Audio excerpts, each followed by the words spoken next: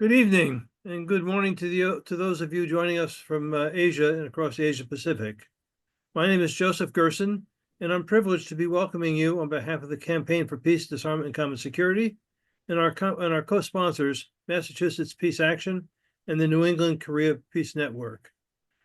In early December, South Korean President Yoon Suk-yeol announced a military coup. Given the Republic of Korea's brutal history of military dictatorships, thousands of Koreans and opposition parties who were committed to upholding democracy immediately mobilized and reversed the declaration of martial law in a matter of hours. Yoon has since been impeached and arrested, but whether he will ultimately be forced from office remains an open question. Also uncertain are South Korea's political future, the political turmoil's impacts on the country and the country's alliance with the US and Japan, as well as for the region as a whole, including China. It's no secret to any of you that here in the United States, our nation, our communities, and our Constitution are under assault from a lawless government. Even as we do all we can to protect innocent immigrants, defend the gains of our civil and human rights movements, and the social safety net that millions rely on, we cannot ignore developments in the wider world. What happens outside the fortress walls comes back to haunt those of us within. It is worth noting that the Secretary of State Rubio's first meeting with foreign leaders was with U.S. Indo-Pacific allies, signaling the Trump administration's commitments to containing China and remaining the imperial hegemon. My hope, too, is that as we labor to defend democracy here, that we can act in solidarity with democratic forces in South Korea and be inspired by and learn from their courage and commitments. We are fortunate this evening to be joined by two deeply committed and well-informed scholar activists. In recent years, I've been privileged to know and to work with my friend Francis Daehoon Lee of PEACEMOMO in Seoul. Francis is a veteran of South Korea's democracy movement, which overcame decades of US-sponsored dictatorship. He's been a research professor for peace studies at SungKongHoe University. He served as a legal advisor to the Special Rapporteur of the UN Human Rights Subcommission.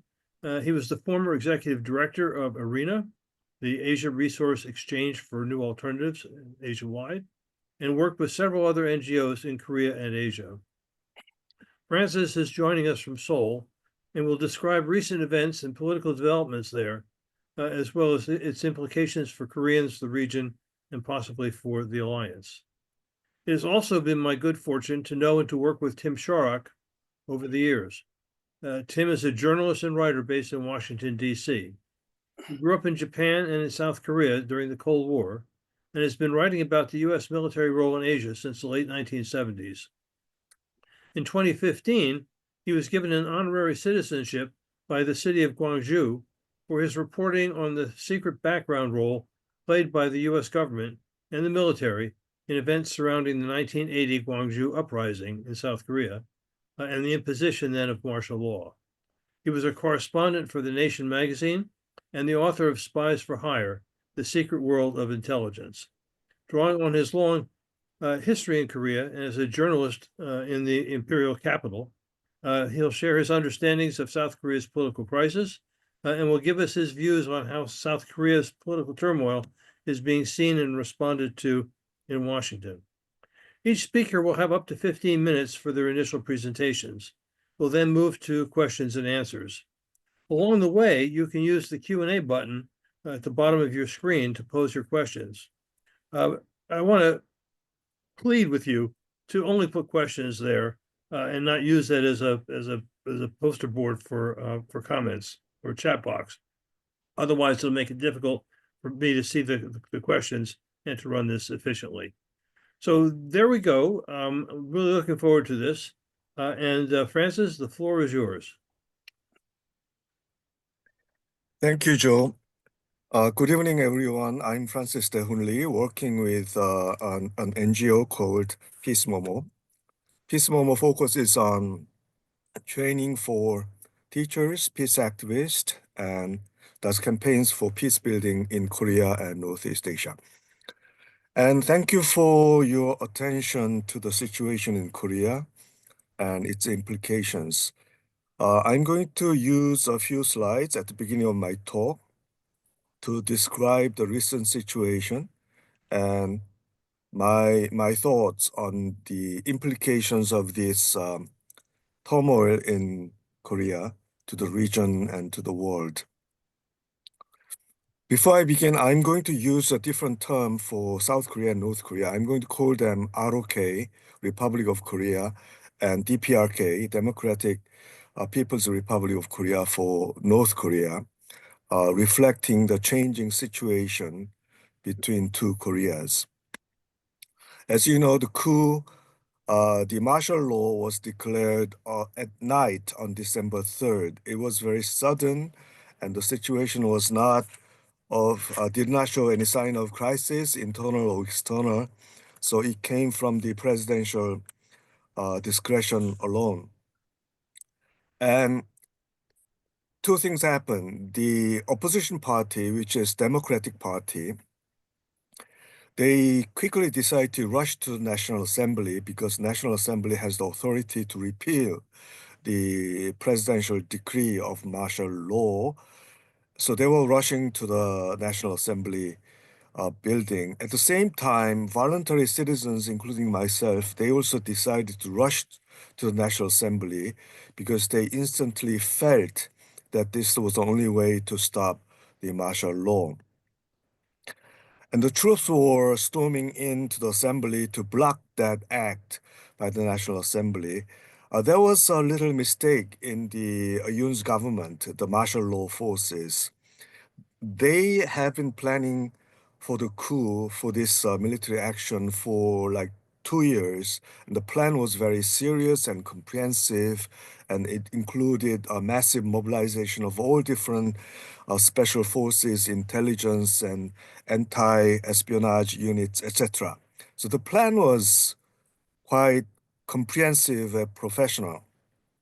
The movement of the troops to the National Assembly was delayed at least by 40 minutes, which allowed time for the opposition parties to lead the legal process to repeal the presidential decree.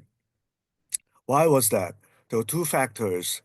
The helicopters that were supposed to carry these special forces and to arrest parliamentarians, they were halted from flying over the Seoul zone because of some misunderstanding and miscommunication between two different agencies.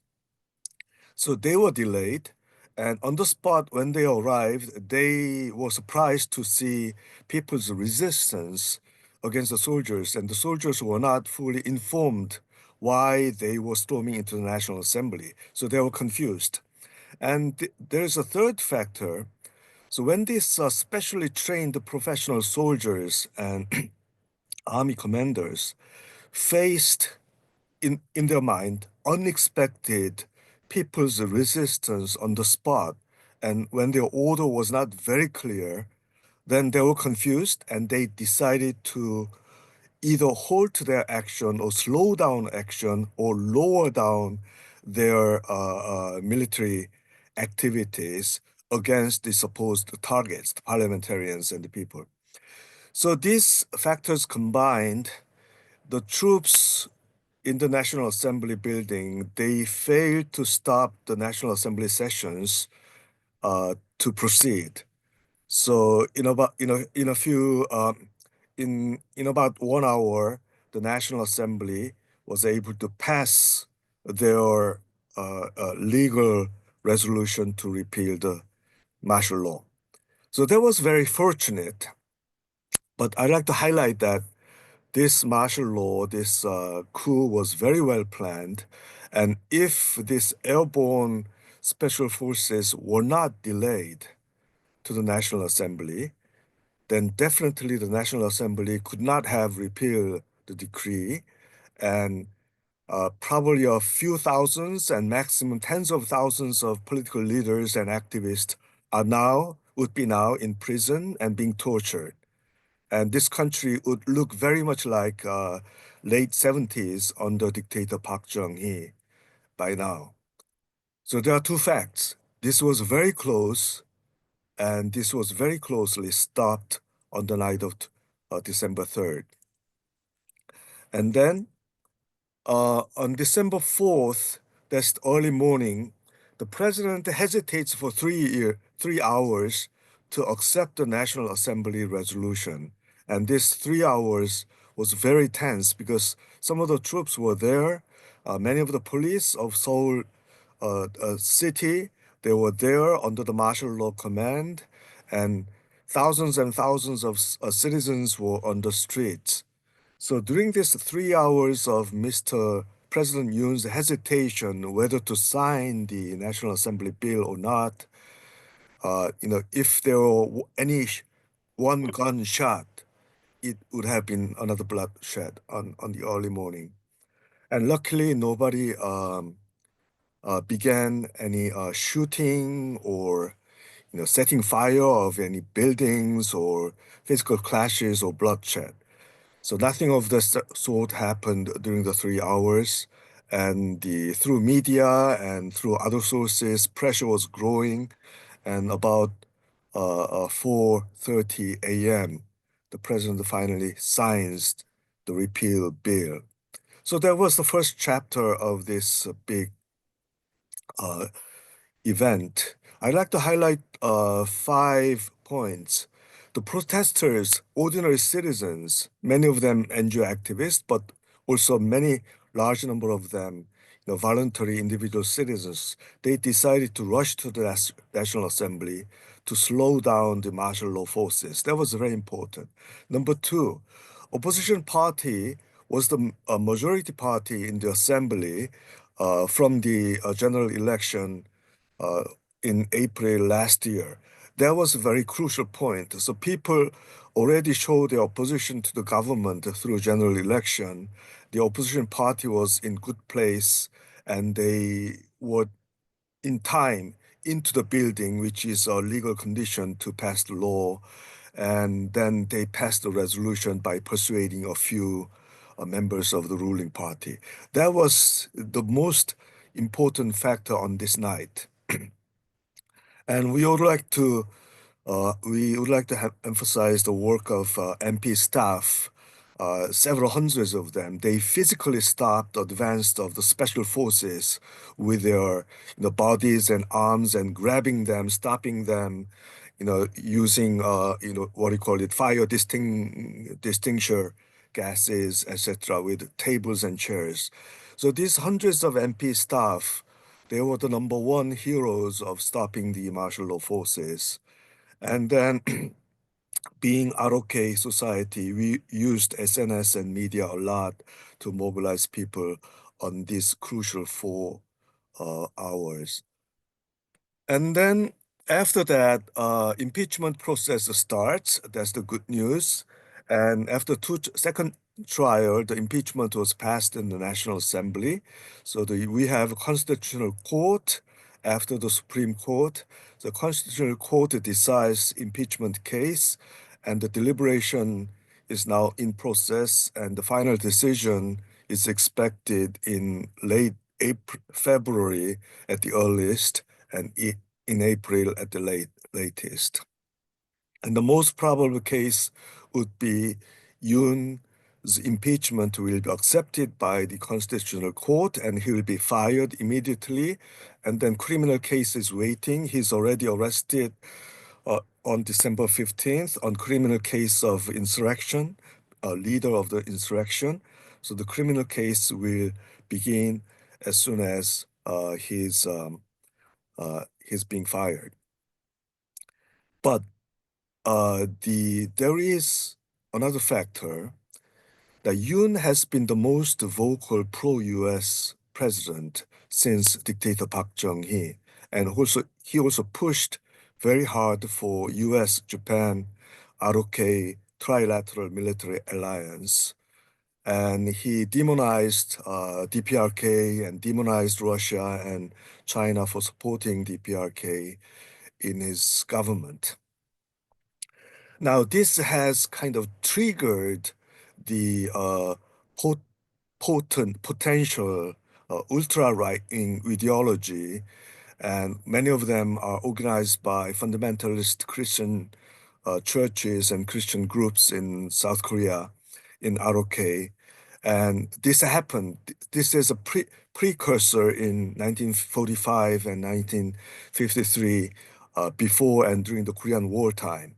There was an upsurge of the left-wing, right-wing clashes and use of violence and guns and bombs to attack each other.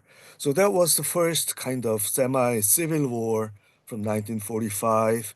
And then it was developed into full-scale war, the Korean War, and it was submerged under the surface by the establishment of two countries.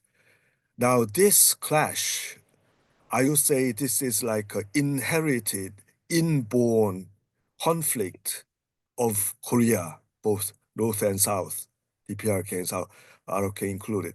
This inborn conflict is now reborn and reshaped by the emergence of the, uh, I would say, hardcore, physical, ultra right-wing political forces. So legally, Yoon has been contained and Yoon's party has been diminished because of this coup attempt. But politically, Yoon's forces has successfully triggered the expansion and emergency of the second wave of the ultra right-wingism in ROK.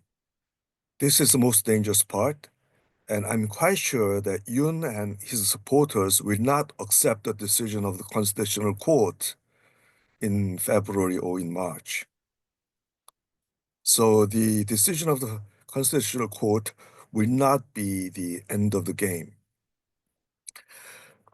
So we have experienced since December 3rd two historical turning points. One was the attempt to exercise martial law and coup and go back to fascist dictatorship by Yoon's government. And the second turning point is the temporary stop by the power of people and the Democratic Party to stop Yoon's attempt. But these two turning points have not been concluded yet. It's an ongoing process. I think we have to watch the situation in ROK very much because it will impact to the reaction of DPRK. It will impact to the future foreign policy of ROK to China and Russia. It will impact whatever Donald Trump tries to do with the DPRK and in North Korea. We were able to stop because there is strong and growing, fluctuating but growing democratic formation. It has been traditional, it has been going on. The new phenomena is that now, because of Yoon's very ultra right-wing turn, many of the 20s and 30s young people are joining in the movement into the trade union, military trade unions, and support of Democratic Party. And the gender formation of these young people, they are majority, real majority are women. So this is a very good phenomena.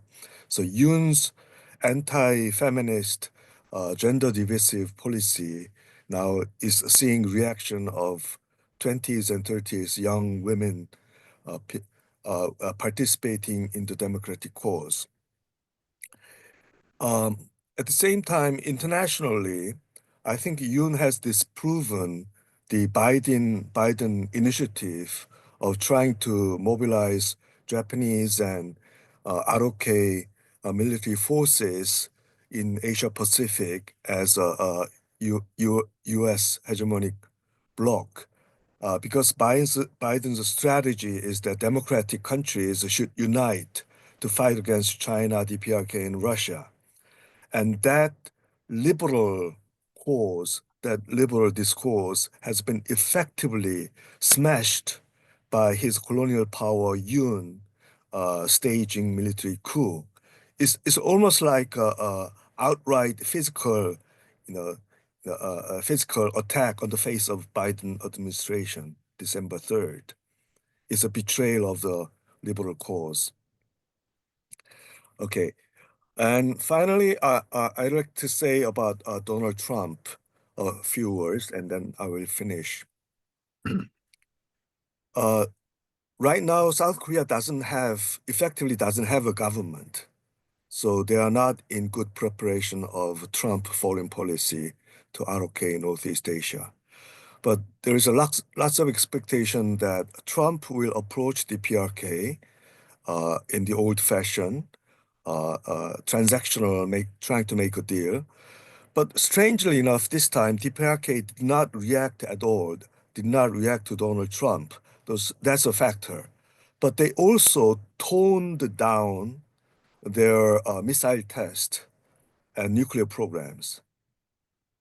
So it is rational to interpret that the PRK is waiting for the right moment to deal with Donald Trump initiative in time.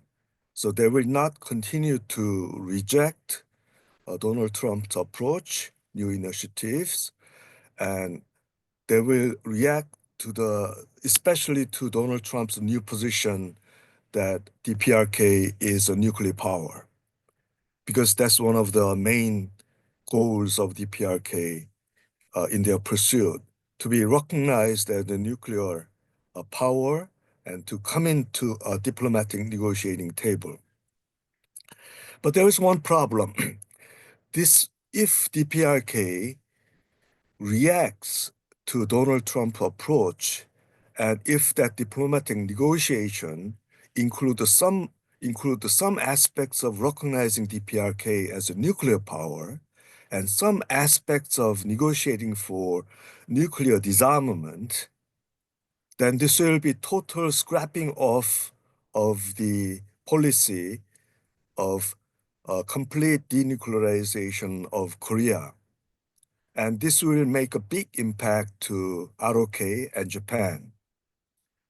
And this will ignite a huge debate, huge discussion in ROK about the necessity of ROK going for nuclear weapons. So for the democratic cause,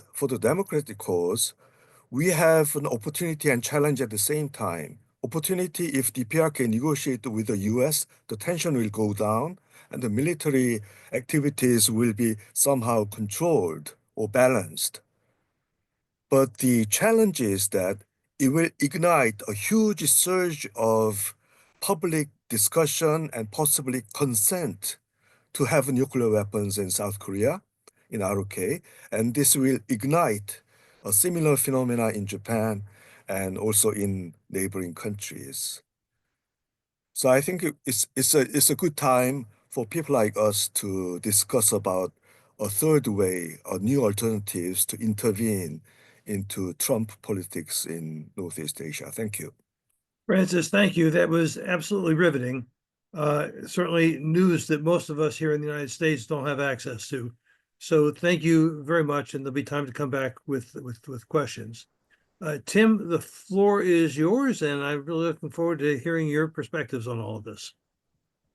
Okay, thank you very much. That was very interesting. I'm going to talk a little bit about different aspects of what we just heard about nuclear weapons and so on. But let me just start by saying the last time I was in South Korea was in 2023, almost 2 years ago. And at that time, actually, I was there when Yoon made his infamous visit to Biden at the White House and saying, "Bye bye American Pie." It was one of the most embarrassing spectacles I've ever seen because of the way that the U.S. just, lapped it all up, and the Washington lapped it up. But at the time, I heard, I was traveling with my friend Ed Kinchley, who had also been very active in the supporting the movement during the 1980s. And we met with a lot of our old colleagues from the 1980s movement. And we heard a lot of criticism of Yoon when we were there. But one of the things that really stuck out for me was one old veteran of the 1980s movement told me that Yoon's deal with the U.S. and Japan to form this trilateral alliance would probably lead to his demise, because so many Koreans in South Korea were opposed to that, strong military alliance with Japan, when Japan didn't make any apology, and in fact, in terms of dealing with the issues from World War II of forced labor, Yoon actually put the onus on South Korea to pay all the reparations, none on Japan whatsoever. And this was Biden and Blinken who engineered this, thought this was like a great feat of diplomacy, and applauded Yoon as this great diplomat and so on. But his attempted military coup really shattered this very carefully nurtured public image they had created here in Washington of Yoon as this kind of jovial but brave peacemaker. And here he was declaring martial law and going back to the old days. And so this was very difficult issue for the Biden administration to deal with, because they lost their key guy in this, what Biden considered one of the highlights of his presidency, was building this military alliance between Japan and ROK and the U.S. And so what they call here the crisis of leadership in South Korea, forced by the mass movement in Korea, could, in my view, it could easily upend this close military alliance, and which would not have come about if Yoon had not capitulated to Japan and the LDP leadership in Japan on the issue of forced labor. And so I really think that, with the power of Yoon and his party weakened, the trilateral alliance could easily unravel if the Democratic Party wins the next election. Of course, that's a big if. If he is actually impeached and removed from office, then he immediately follows there's an election. I was actually there in 2017 when that happened to Park Geun-hye, and there was an immediate election, and there was a few weeks of campaigning, but that was the election that the Moon Jae-in won, and he immediately began to restore the old kind of Kim Dae-jung approach to North Korea, and actually they've actually made great progress in creating a joint agreement between ROK and DPRK about lessening military tensions and working together, which led, of course, to Trump's meeting with Kim Jong-un, the leader of the DPRK, in 2018. So if it's a big if the Democratic Party wins the next election, there could be a big change. Moon Jae-in, when he was president, had earlier when he was president, he had rejected the idea of this kind of alliance, because there was a big dispute between South Korea and Japan about the forced labor and the so-called comfort women, where there had been a Korean constitutional court case where it's saying that Korean victims of forced labor could collect reparations basically from the Japanese corporations, and this infuriated the conservatives in Japan under Abe Shinzo, who was assassinated in 2022. And so there's a really great period of tension between South Korea and Japan during Moon's presidency that Biden and Blinken quickly stepped in to ameliorate, and they over time were able to get this agreement to have this trilateral alliance. And it's important to understand that what they did in creating that alliance was what Obama had tried to do this during his presidency, led by Tony Blinken, who was at that time a deputy national security advisor to Obama and also an advisor to Biden. And they had, under Blinken in 2015, people may remember, there was an agreement on comfort women between Japan and the ROK under Park Geun-hye and Abe, which was when Moon came to office. That agreement was basically rejected and thrown out because, in large part, because the women involved, the victims, were not even consulted whatsoever, and so it was really seen as a sham deal. And that was the first attempt to create this kind of three-way military alliance. So in the days after the attempted coup in Seoul, this military alliance was the only thing that really mattered to the Biden administration.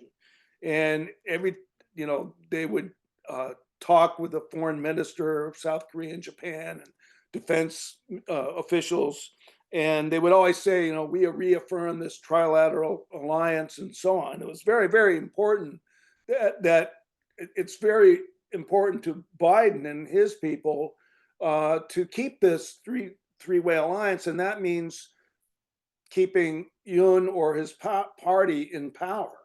And I think that's going to continue to be a tension in U.S.-South Korean relations.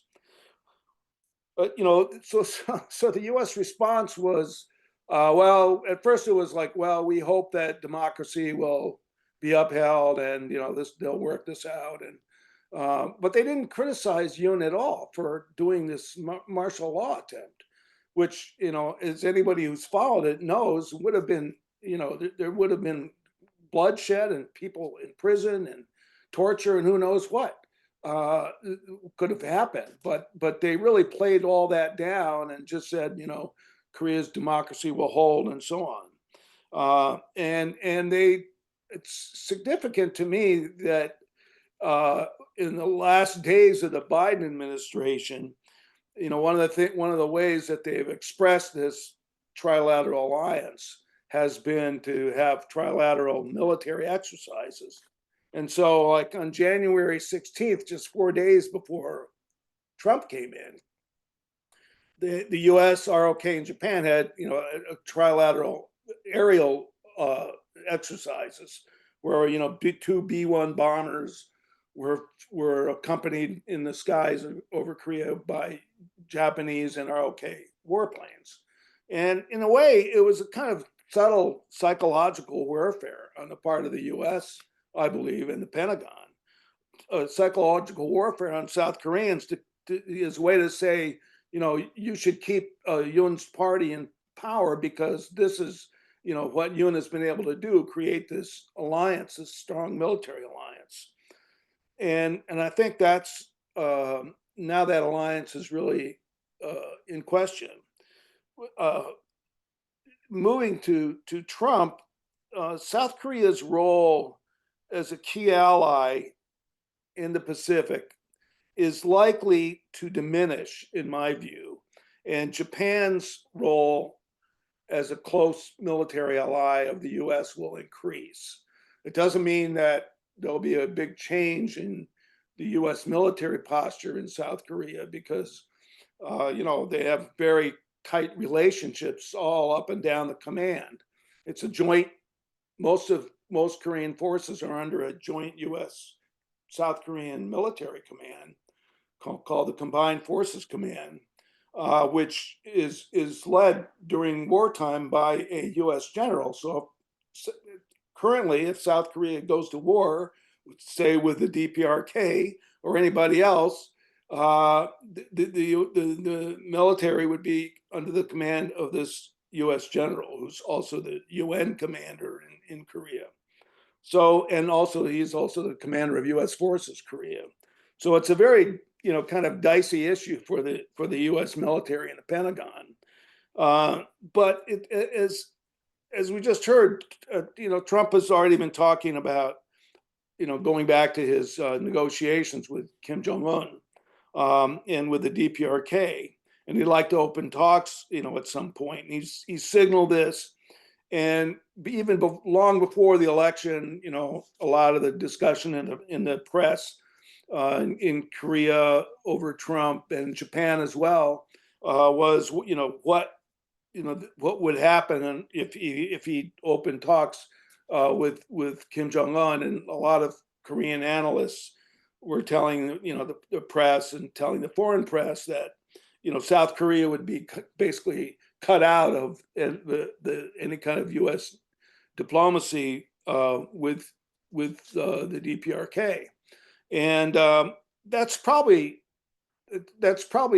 realistic and probably true, because Trump, his negotiations with Kim Jong-un actually did lead to some important breakthroughs, but it's all personal for Trump.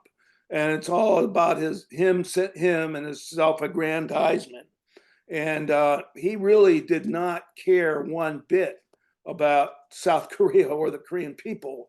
And it was all about, North Korea will want to have, U.S. investment in its, what he calls the condo coast on the west coast of DPRK near Wonsan, where there's all these, buildup of condominiums and leisure things on the coast there. And for Trump, it's all about that. It's all about, like, of course, that's what Kim Jong-un will want.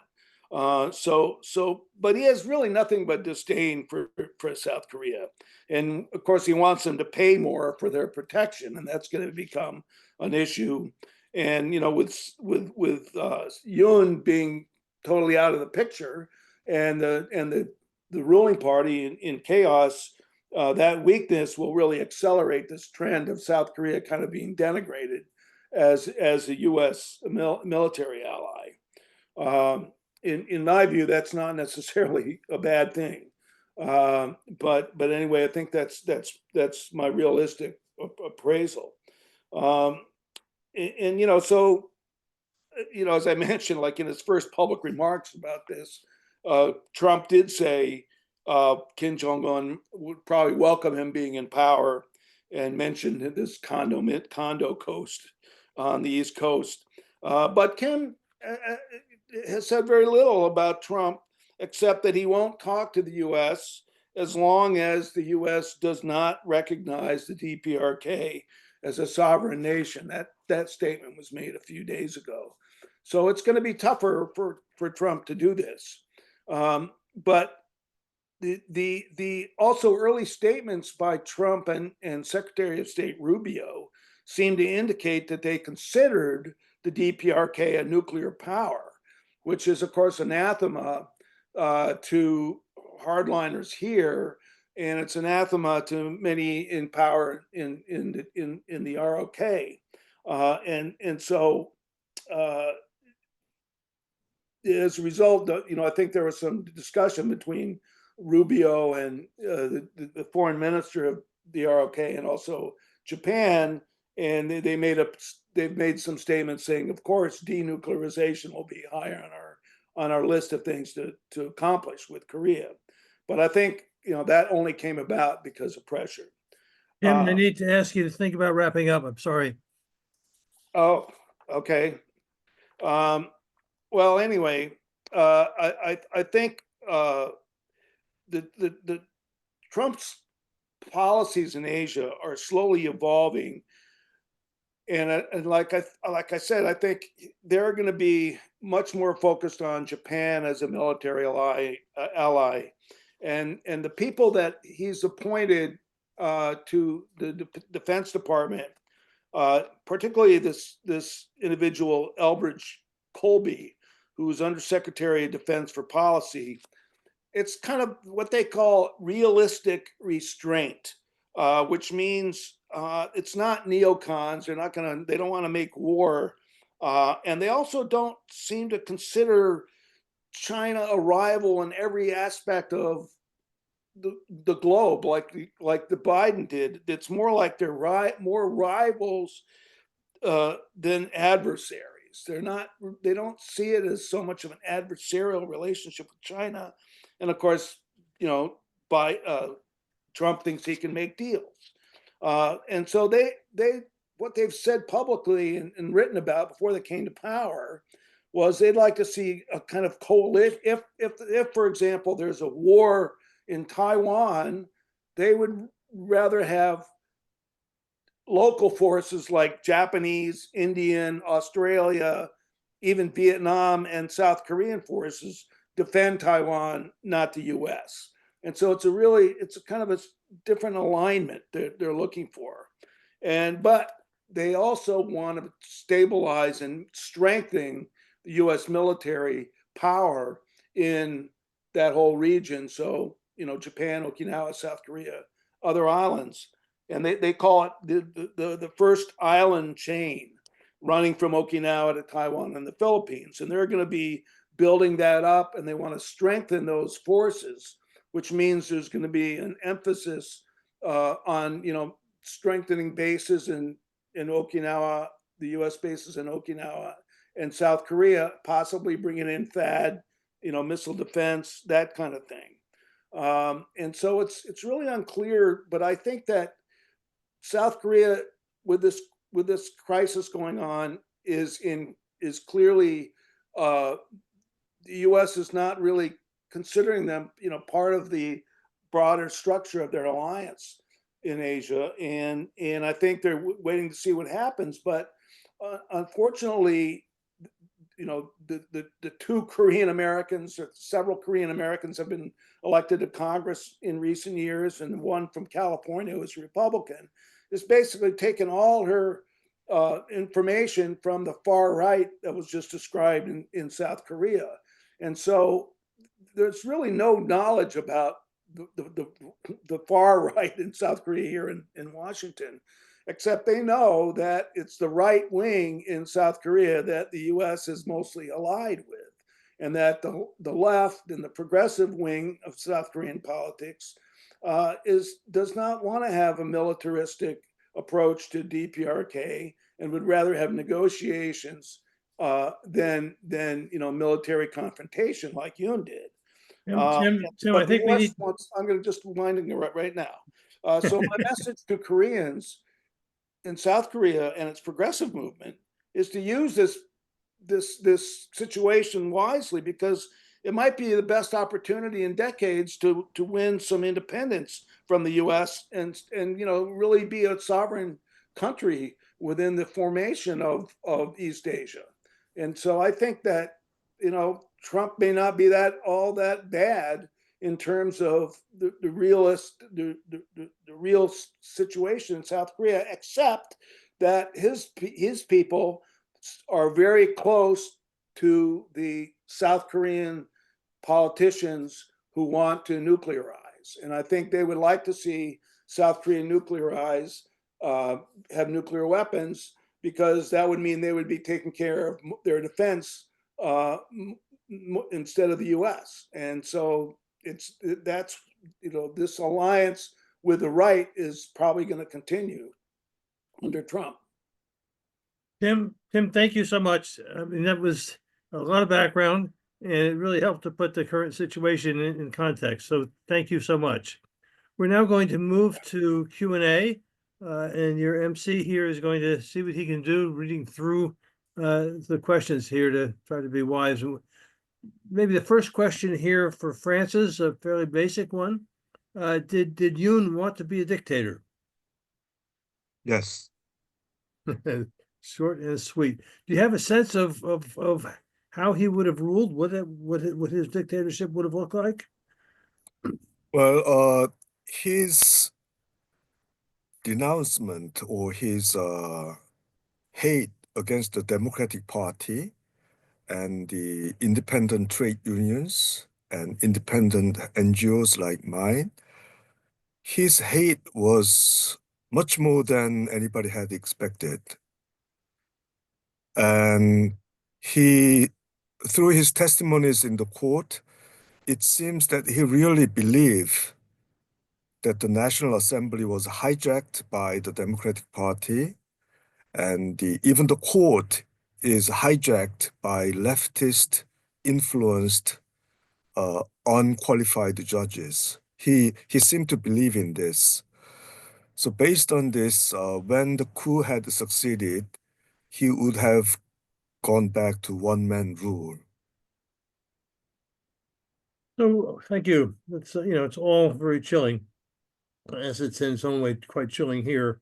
A question for each of you: how do you see China's approach and policy to developments on the Korean Peninsula right now? You probably know more about that. Go ahead. Well, I will respond as much as I know. China has officially declared its new foreign policy about 2 years ago, and they emphasized cooperative, international law-based, multilateral, and common security oriented diplomacy without using any military or other forcible means to implement the Chinese goals. So it was very clear in the official diplomatic documents that China is trying to maximize its influence through economic and non-military diplomatic and multilateral cooperation. China has not shown any, how to say, antagonizing or aggressive remarks to Yoon's outspoken pro-US stance.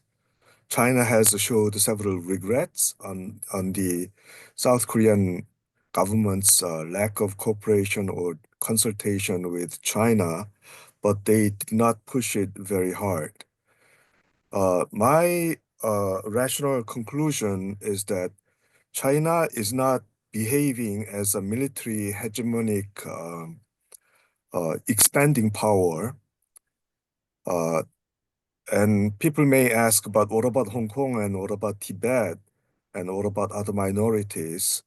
And for Chinese perspective, these are internal matters. And if we follow that line, then diplomacy is outside Hong Kong, outside Tibet.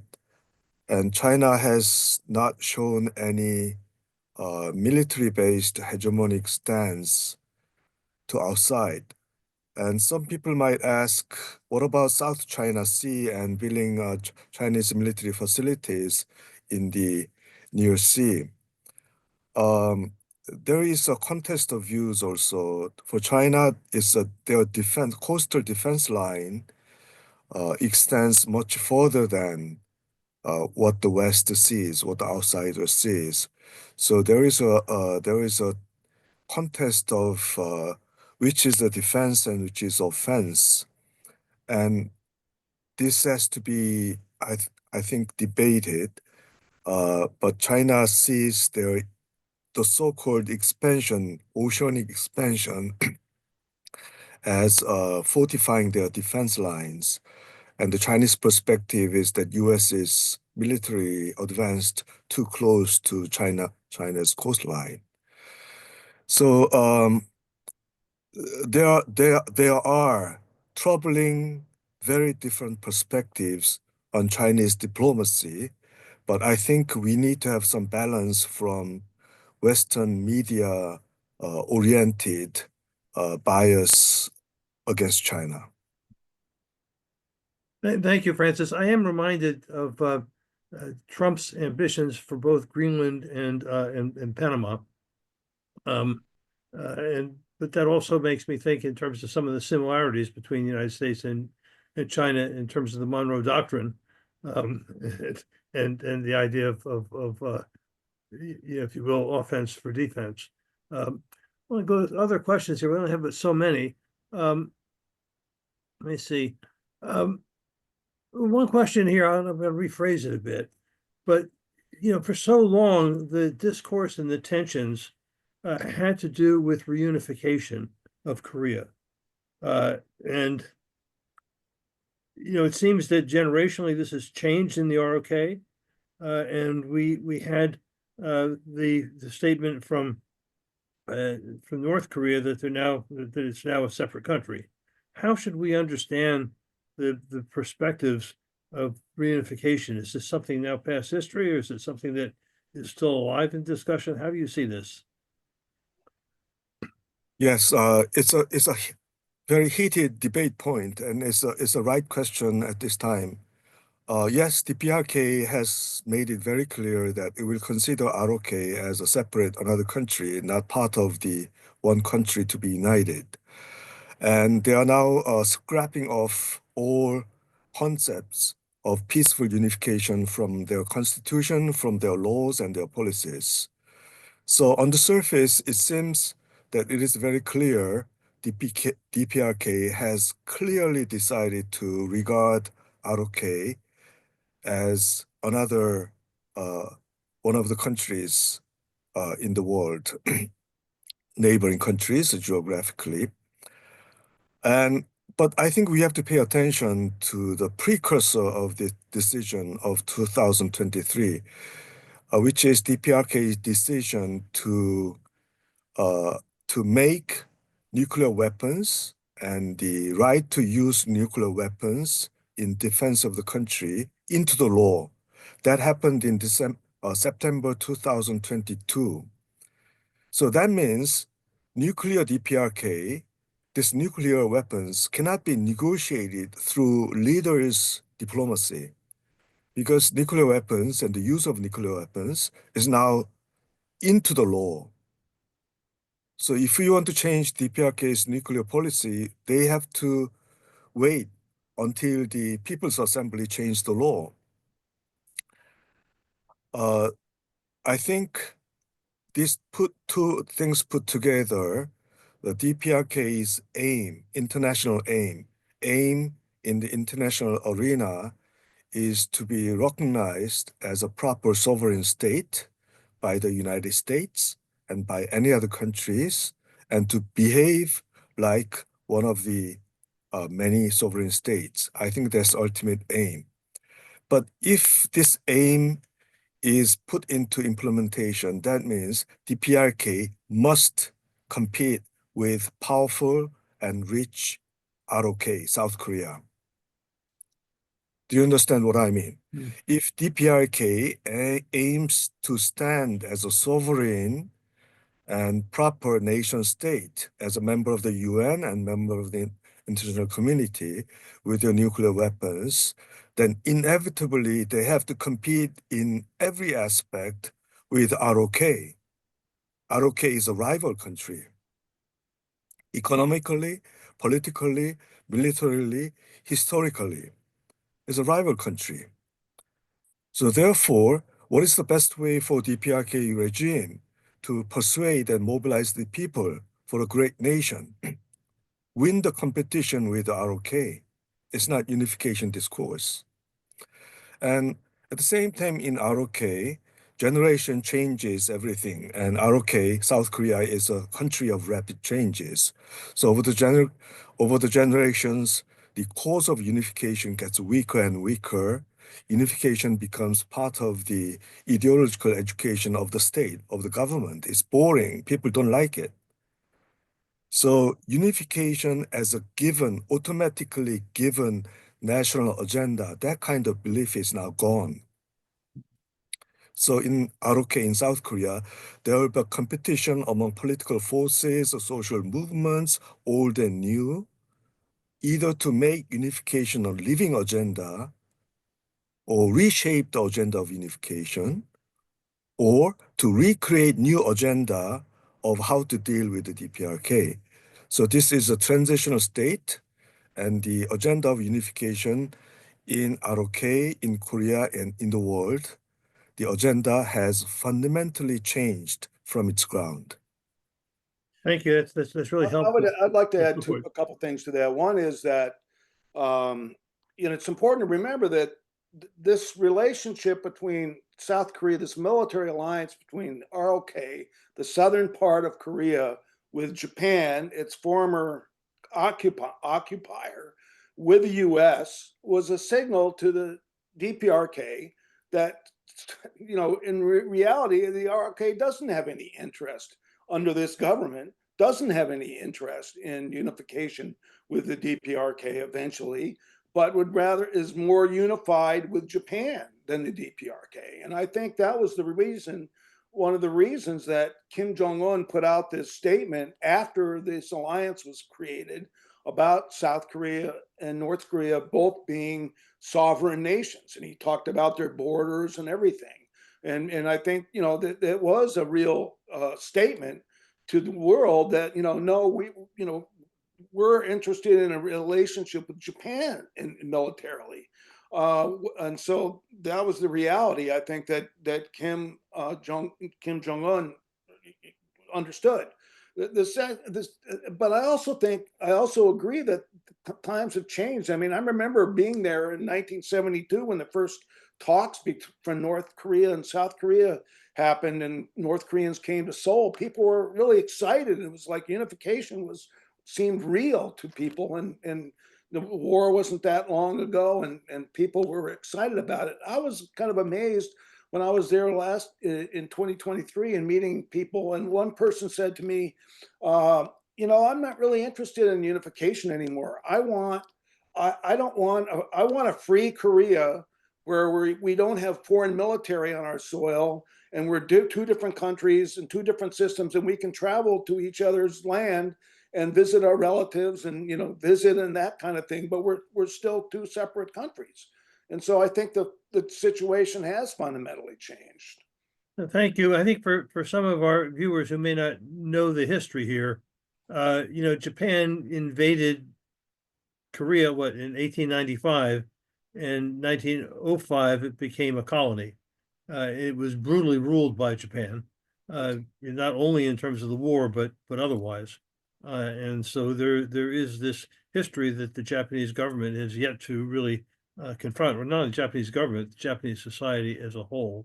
A question related to this, Jeffrey Barkdale has put in quite a few questions, but we'll ask one here. Will Japan ever apologize for what they did during World War II, like the way Germany did, apologizing for what they did in that war, and maybe applying beyond the war, but also in relationship to Korea? Not as long as the LDP is in power, and that's the favored party by the U.S. The LDP has been in power since 1955, and they've come close. There was some statements earlier about apologizing and that kind of thing, but the last 20 years, 30 years, LDP has made no movement towards that whatsoever. In fact, Abe was popular because he denied what Japan did. He denied that they kidnapped women and forced them into sexual slavery, and they denied slave labor, and they would play up the important role of Japanese colonialism in building up Korea. So, as long as that party is in power, I don't think Japan will ever apologize. I mean, in fact, the original party, when it was formed in 1955, some of the people that formed the LDP had been in the wartime Japanese government, in the parliament that existed, during the war and after the war. They had been part of the Japanese empire. And so that the LDP is a really, really reactionary right-wing party. No one should doubt that. The LDP, liberal democratic, it's neither. So just by way of additional information, the CIA and other U.S. forces, you had a military occupation, right? And that was what created the modern Japanese government. And they, among others, elevated the former munitions minister of wartime Japan, Kishi, to become the prime minister, so that he could extend the U.S.-Japan alliance, which had been forced on Japan as a condition for ending the military occupation. And Kishi was the grandfather of Abe. So, we see a very direct line between the forces in Japan in the 30s and 40s and to today. So maybe one more question here from Yuri Smuter. It's a long one, so I'll try to abbreviate it. His question is, why was Moon Jae-in's term cut short. Why wasn't he reelected? Koreans only they have 5-year presidential terms. Moon Jae-in's term, he finished his term, but he was not, by law, in ROK, the president can serve only one term. So he's not allowed to run for the second term. So the only way to succeed his policies is that another person wins the election from the same party, from the same line. And it didn't happen. The next presidential candidate, Lee Jae-myung, he lost by a slight margin against Yoon Suk-yeol, the current president. So maybe one last question here from Ed Kinchley.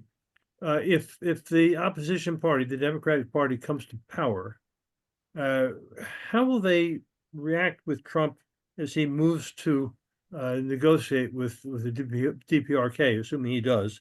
And what should we expect from the policies of a democratic government in South Korea? Well, the leader of the Democratic Party, Lee Jae-myung, has said a couple days ago that he would welcome, Trump opening talks with the DPRK. So I think they would have the same position that Moon Jae-in did. And then, in the same day, one of the right wingers in the PPP party, the ruling party, said we have to have nukes.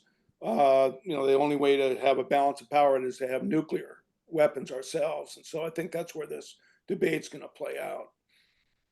But I think they would support it. I think they would support those kind of direct talks because, as happened in the last talks between Trump and Kim, tensions dropped dramatically. Military tensions dropped dramatically. The U.S. stopped these huge military exercises, and it was a better time. And it was a more peaceful time. It's really sad that broke down, that whole process. Francis, the last word? Okay, it seems the neocons in the US and the think tanks in Washington, they seem to regard the Mr. Lee Jae-myung and his party quite pro-China, and this will be against the interest of the US. There is a strong a view on this point. And the ultra right wing, the far right forces in ROK, they are copying this argument to diminish Democratic Party's influence. So overall, the overall situation is that Democratic Party is in a difficult situation, in a kind of trap, because previously Moon Jae-in, for security and for peace, work with the US and maintain US-ROK alliance. But for economic and for diplomacy, we also work with China. We keep China as a friendly country in friendly relationship. Now, this second part of the Democratic Party foreign policy is now on great challenge, and it became one of the hot agenda of the right-wing attack on the Democratic front, democratic forces and to social movements. So I think it will kind of squeeze the scope of maneuvering scope of the ROK diplomacy if Democratic Party comes into to power. And some of the recent remarks by the security experts of the Democratic Party shows that they are quite nervous about the skepticism coming from Trump. So they are overemphasizing the importance of US-ROK alliance. They are overemphasizing the continuation of diplomacy in Northeast Asia along with the Trump line. So there is a nervousness in the future ruling party. So Tim and Francis, this has been absolutely enlightening. I trust that those who have joined us found it absolutely illuminating. Beyond just doing analysis, let me close, Francis, with just heartfelt hope that things break well in terms of preserving democracy in the ROK. And to both of you, as you become aware of actions that people here in the United States can take in support of democracy, democracy, peace, and denuclearization in South Korea and denuclearization relationship to the North, please let us know, and we'll do our best Thank you. to work with others here in the country to provide that support. Thank you again for what was, I think, a really enlightening hour or so, and we'll be following up as you know. Thank you so much. Thank you. Thank you, Joseph. Thank you, team. It was great to see you. Likewise. Thank you so much. And thank you to Mariana Yeah. for your help. Yes, thank you, Mariana.